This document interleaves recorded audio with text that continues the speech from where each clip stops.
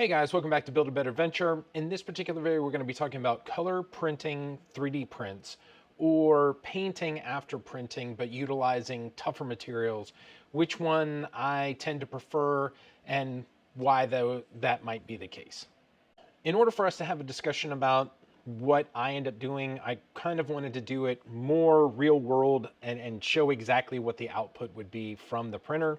So I'm utilizing a Bamboo Labs P1S with an AMS, and it gives me the option of 4 colors. But the STL that I'm printing is an Aether Studios print, which is the Rokum Tower.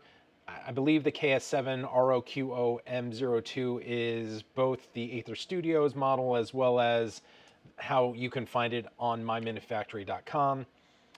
Each floor has 4 pieces in the design, and the tower initially has 6 floors in the initial STL, but I'm trying to determine what floors might be duplicated in order to create a more infinite tower outcome. So a little more details, and this is, you can see the 6 floors kind of opened up.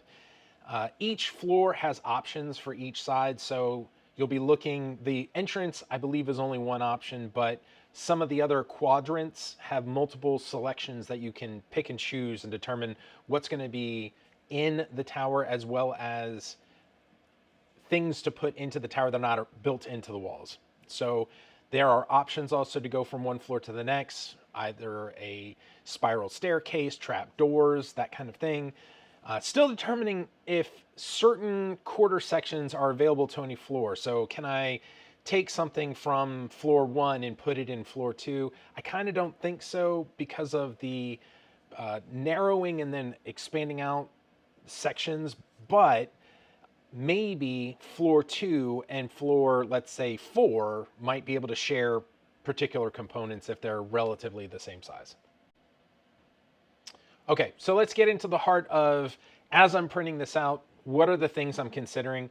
And so I have 2 kind of options that I'm looking at, and it's tough PLA versus colored PLA for utilizing a colored print.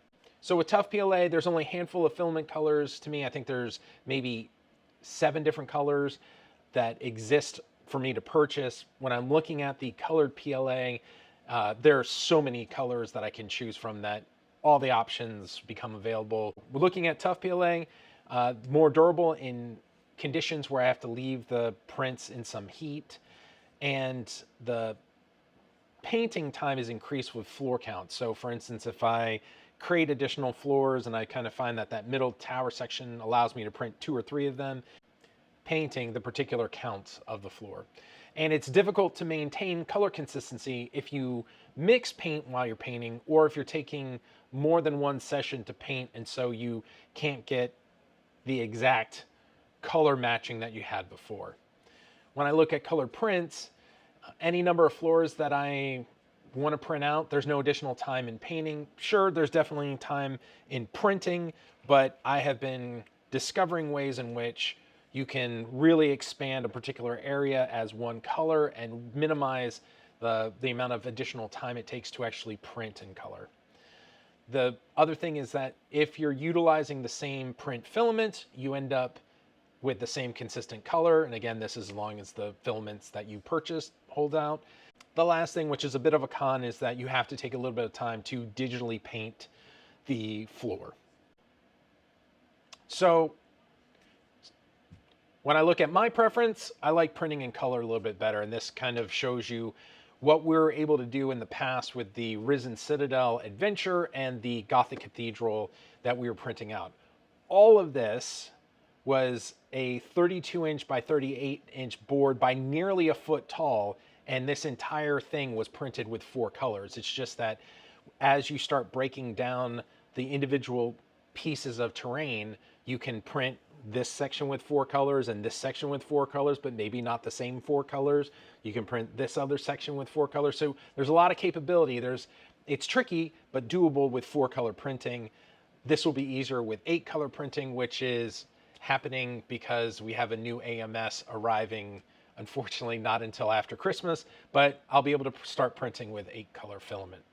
one of the greatest things is that for the most part, the terrain is absolutely solid and transporting it is not difficult. However, when you get to just a massive size and you're transporting it back and forth and people accidentally bump into it, breaks can happen. And when we look at the Risen Citadel, it's happened with two particular pieces, but I was just able to go back to my printer, print two more up, and I'm done. There's no more painting. There's not 14 steps in order to make sure that two more pieces will come out and fit the color pattern as I've laid it out. Thank you for watching this far. Please do all those social media things. Subscribe, follow, like, comment. And if you don't have anything to comment, let me give you some suggestions for this particular video. If you have 3D printed, what is some of the most impressive 3D stuff that you've printed out?